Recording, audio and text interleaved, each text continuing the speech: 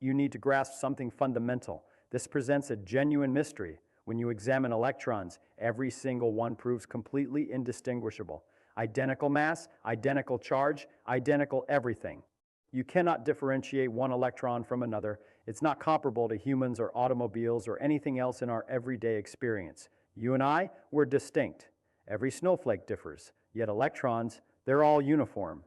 Precisely uniform. So I question him, why? Why are they all uniform? And Wheeler responds to me, because they are all the identical electron. Now contemplate that for a moment, all the identical electron. There exists something like 10 to the 80th power electrons throughout the cosmos. That's a 1 followed by 80 zeros. That represents more electrons than sand grains on every shoreline across Earth, more than stars in every galaxy we can observe. And Wheeler's suggesting they're all the identical electron, the same one. How could that possibly function? Well, allow me to clarify what Wheeler envisioned. And it's genuinely quite elegant if you contemplate it appropriately. You understand, we physicists, we enjoy sketching diagrams of what particles are doing. We sketch what we designate world lines. Envision you're strolling down a street. If I created a recording of you and stacked all the frames sequentially, I'd obtain a line showing your position at each moment in time. That's your world line through space-time. Time progresses upward, space extends sideways, and your world line traces your trajectory. Now, an electron possesses a world line as well. It travels through space, and as time moves forward, it traces this line.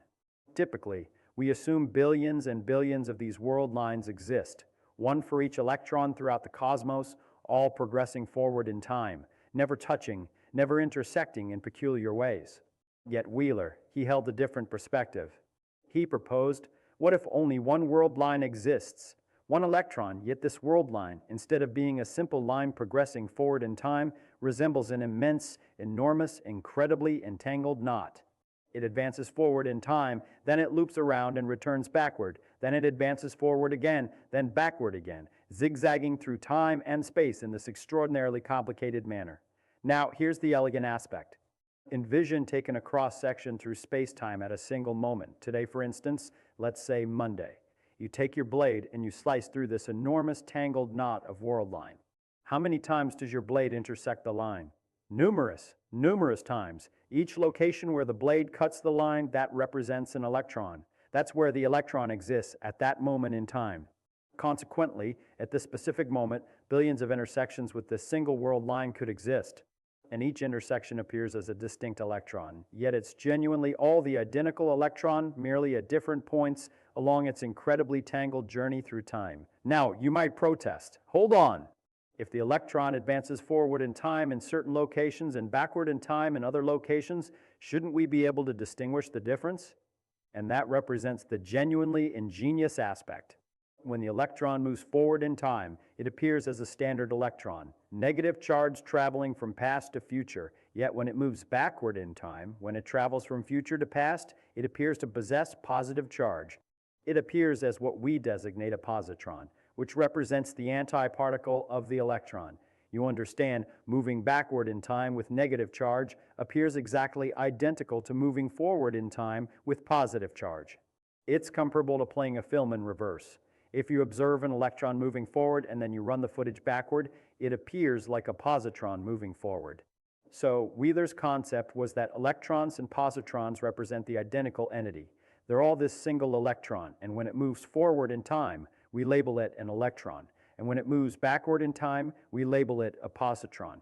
Now, I must admit, when Wheeler shared this with me, I felt enthusiasm for the concept. Yet I immediately recognized a complication. I questioned him. But Professor, positrons don't exist in equal quantity to electrons. And this holds true. When you examine the cosmos, you observe vastly more electrons than positrons. Vastly, vastly more. If Wheeler was accurate and the electron moves forward and backward equally, you'd anticipate observing the same quantity of electrons as positrons. Half the intersections would be forward in time, half would be backward. Yet that's not what we observe. Wheeler responded, well, perhaps they're concealed within protons or something, and I must admit that wasn't particularly compelling. Yet, you know what? Even though the entire concept fails as an explanation for why all electrons are uniform, Wheeler provided me with something tremendously valuable. He provided me with the concept that you could represent a positron as an electron moving backward in time, and that concept I appropriated. I took that and I utilized it, and it became integral to my work on quantum electrodynamics. I published a paper in 1949 titled The Theory of Positrons, and within that paper, I demonstrated that you could describe positrons as if they were electrons with their time direction reversed. Allow me to clarify what I intend by that, because it's genuinely quite practical. Envision you have an electron moving along and it encounters a photon, a light particle. The photon carries energy. What can occur? Well, the photon can generate a pair of particles, an electron and a positron. The electron moves forward in time, and the positron, we also say, moves forward in time. Yet it's the antiparticle. Yet there's another perspective to consider. The photon doesn't generate two particles. Instead, it causes the original electron to reverse direction in time. The electron rebounds off the photon and begins moving backward. When it's moving backward with negative charge, it appears like a positron moving forward with positive charge. Later, this positron might encounter another electron and annihilate. When matter and antimatter meet, they destroy each other and transform into pure energy into photons. Yet in my visualization, this isn't annihilation at all. It's merely the electron rebounding again, reversing its time direction again. It was moving backward, encounters another photon or another interaction, and begins moving forward again. So you can describe all these processes, pair creation, pair annihilation, scattering, all of it by considering merely electrons rebounding back and forth in time. Every time an electron moves forward in time, we label it an electron. Every time it moves backward, we label it a positron. Now, does this signify the electron actually journeys through time? Does it signify time travel is genuine? Well, no. Not in the manner you might assume. What it signifies is that mathematically this serves as a useful approach to describe what's occurring, the equations function, the calculations function. And in physics, if the mathematics describes what you observe in experiments, then it represents a valid method of contemplating nature. Actually, this approach became essential for developing what we designate Feynman diagrams. These are small illustrations we sketch to represent what occurs when particles interact. In these diagrams, when you observe a line moving backward in time, it represents an antiparticle. A positron moving forward in time is drawn identically to an electron moving backward in time. And here's something remarkable. When you employ this concept, when you contemplate antiparticles this way, you can calculate phenomena. You can predict what will occur in experiments, and when you conduct the experiments, nature aligns with the calculations, the predictions function. This reveals something profound about nature's symmetry, about the relationship between particles and antiparticles, about how time operates in quantum mechanics. Yet let's return to Wheeler's original concept. Does truly just one electron exist throughout the cosmos? Well, almost certainly not. We have that complication I referenced. Electrons vastly outnumber positrons. If it were one electron zigzagging back and forth, you'd anticipate them being equal in quantity. And additional complications exist as well. Consider causality. If electrons genuinely move backward in time, you might worry about cause and effect becoming confused. Could an effect occur before its cause? Could you alter the past? These represent the type of paradoxes that render physicists uneasy. Yet you understand, Wheeler recognized this. He recognized the concept probably wasn't literally accurate. He wrote subsequently in his memoir that he was aware of the complication with the unequal quantities of electrons and positrons, at least within our region of the cosmos.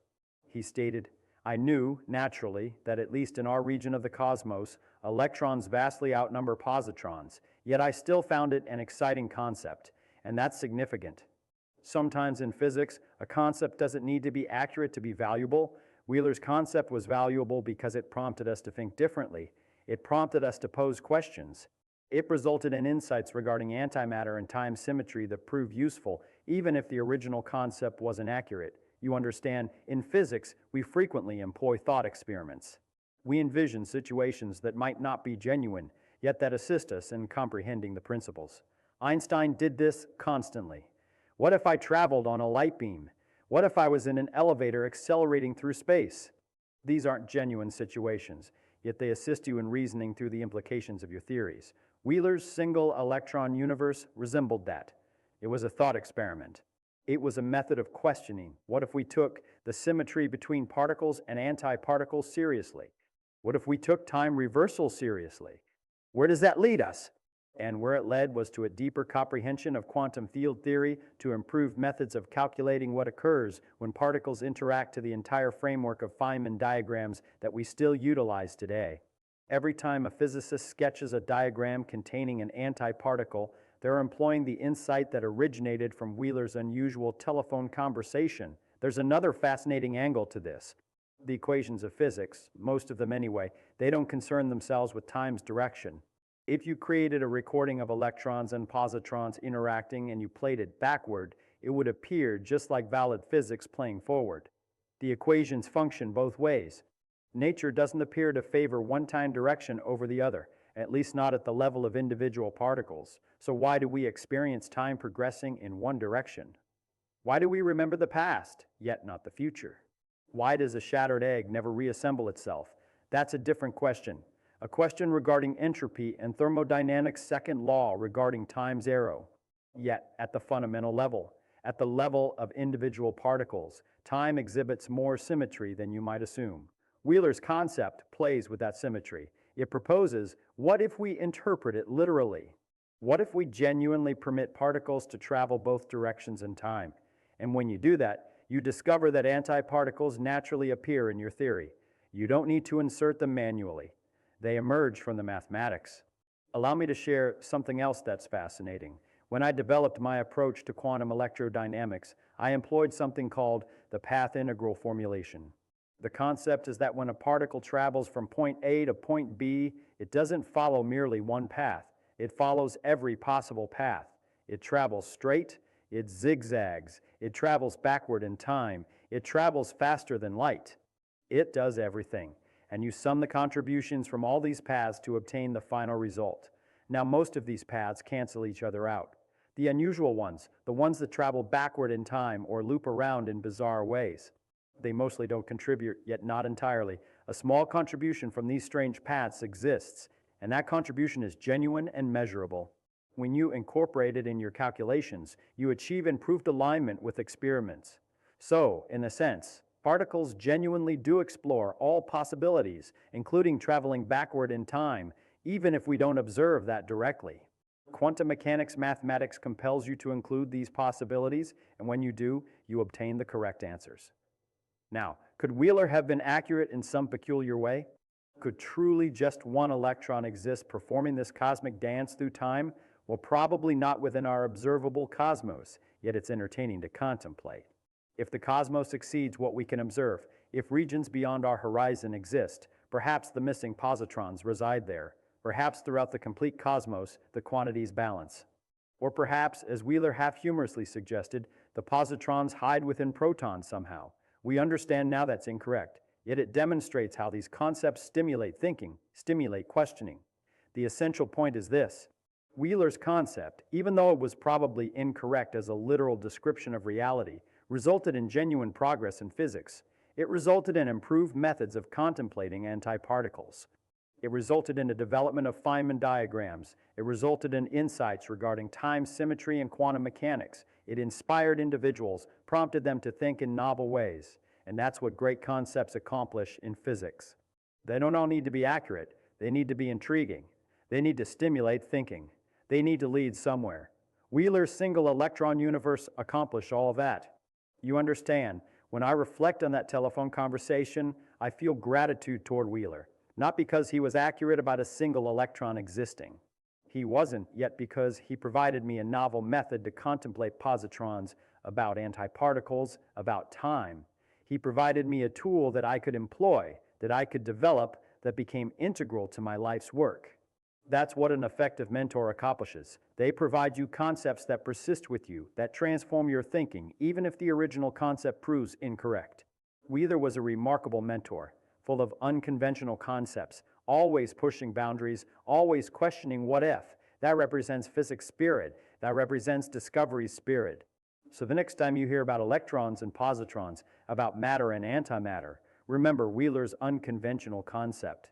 Remember that for a brief moment, someone imagined that every electron throughout the cosmos, All those billions and billions and billions and isn't distinguishable particles might merely be one electron endlessly cycling through time. It's elegant. It's audacious. It's probably incorrect. Yet it's the type of concept that renders physics remarkable. And that's the aspect about physics. We're constantly seeking the simplest explanation, one electron instead of billions. That would be simple, excessively simple as it turns out. Yet you must attempt these concepts. You must push them as far as they'll extend. That's how you learn. That's how science progresses. The cosmos is strange, stranger than we can imagine. Electrons genuinely are all indistinguishable. Positrons genuinely do behave like time-reversed electrons, at least mathematically. Particles genuinely do take all possible paths through space-time. These aren't merely concepts. These represent facts about nature that we've verified through experiments repeatedly. So perhaps a single electron doesn't exist throughout the cosmos. Yet the fact that someone could even conceive such a concept, could work through its implications, could observe where it led, that reveals something about human imagination's power and theoretical physics' elegance. That's what I wanted to share with you today. Not merely the concept itself, yet the narrative of how concepts function in physics, how they inspire and lead to other concepts, how even incorrect concepts can be valuable if they prompt you to think in novel ways. Wheeler provided me a gift that day on the telephone, and I've carried it with me ever since. Thank you.